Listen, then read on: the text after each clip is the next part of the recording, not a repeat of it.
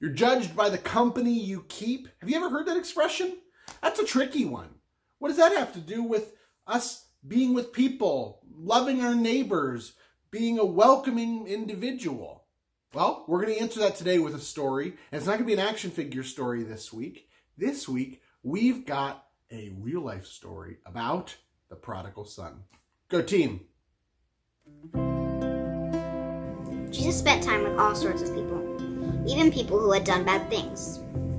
This made some people mad. Why does Jesus hang out with people like this? They grumbled. Jesus heard them and he told a story. One story was about a man with 2 children.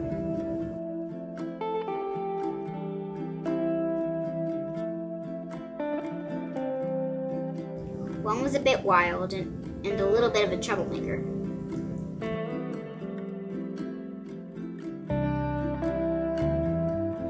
One day, before they set out to do their daily chores, the youngest child said, "I want my money now. I'm done living here. I'm ready to go out on my own. I want what belongs to me." This made his father sad. But he split his money and gave his son the part that was his.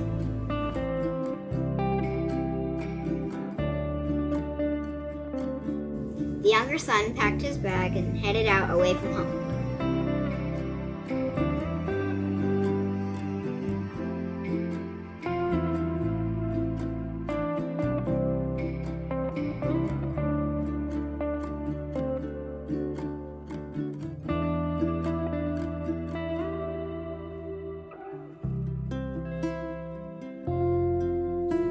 His other child stayed behind and continued to do their chores.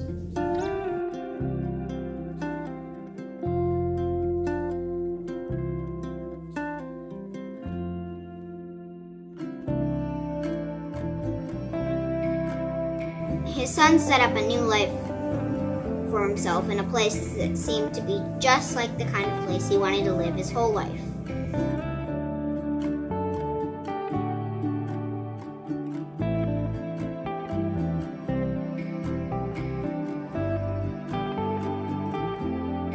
However, there was a great famine in the land where he traveled, and the food that was there was very expensive.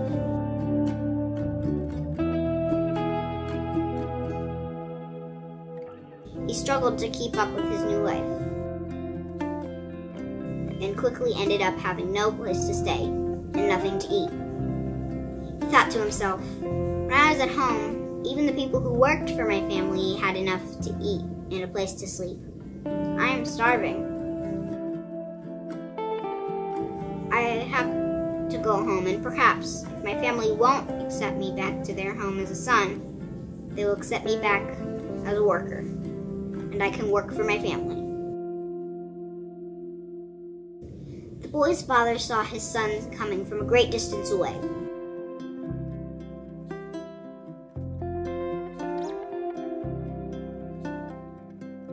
He was so excited, he rushed to prepare a great feast to celebrate the return of his child.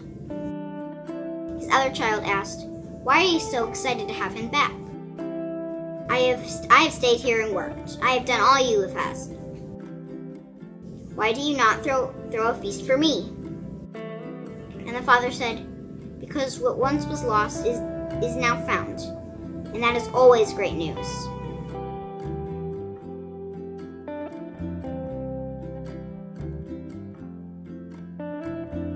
When Jesus finished telling his story, the people understood.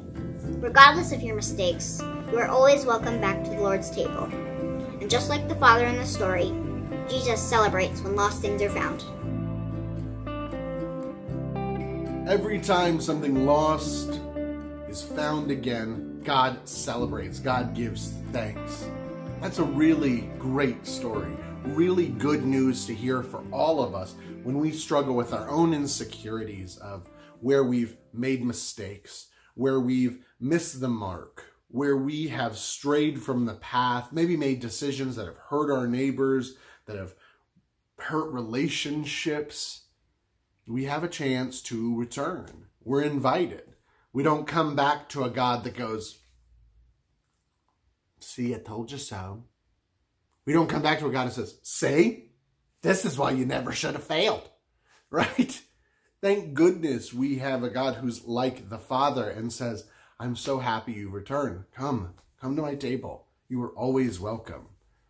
I struggle with that sometimes. When I make mistakes, I can get pretty down on myself, when I can get pretty self-critical. And then I go into this little spiral because I'm a little bit of a joyful, gluttonous extrovert in that, like, I like to like good things. And when I make a mistake, I can sometimes just say, "Man, what is wrong with me? Man, why did I do that?"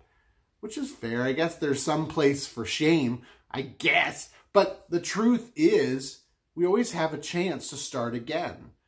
It's like, I'm sure with little ones, if you go to school and you guys may have like sticker charts, or you may have these like dojo points, whatever you use, every day you start fresh, I hope.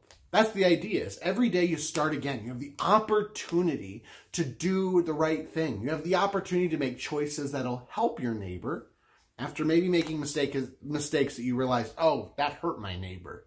That didn't help my neighbor. That didn't help my friend. It actually hurt my friend." And now we have the chance to do this thing where we say, "No more. No more. I've made a mistake. I own that. And it's time for me to make right, to do what I know is necessary, which is to love, to forgive, to make space, to sometimes sacrifice our own desires for the needs of others." That's what you have an opportunity to do every single week. And don't worry about the mistakes. The best way to respond to our mistakes is to turn from those mistakes, to apologize, to repent, to say, "You know what? Not again. We're going to do better." And if you do make the mistake again, don't worry. You're always welcome at the table. You're always welcome to return. That's a good question for how are we going to practice forgiveness? How are we going to maybe identify in our lives some people that we've maybe written off? They've said, "You know what? Nope, you made your bed, now you lie in it." Sure. But maybe today's an opportunity for us to ask, how can I practice forgiveness? How can I model my teacher, Jesus? You know, the people are like, "Why do they hang out with them?" Well, because I'm happy when lost things are found. I'm happy to restore that relationship. What kind of relationships can you restore this week? How can you apologize to maybe somebody who maybe you've broken the relationship with? I know you can do it. You're going to do great. I hope everyone's having a good time. If everyone's getting back to school, you're doing great, and we're with you all the way. Bye.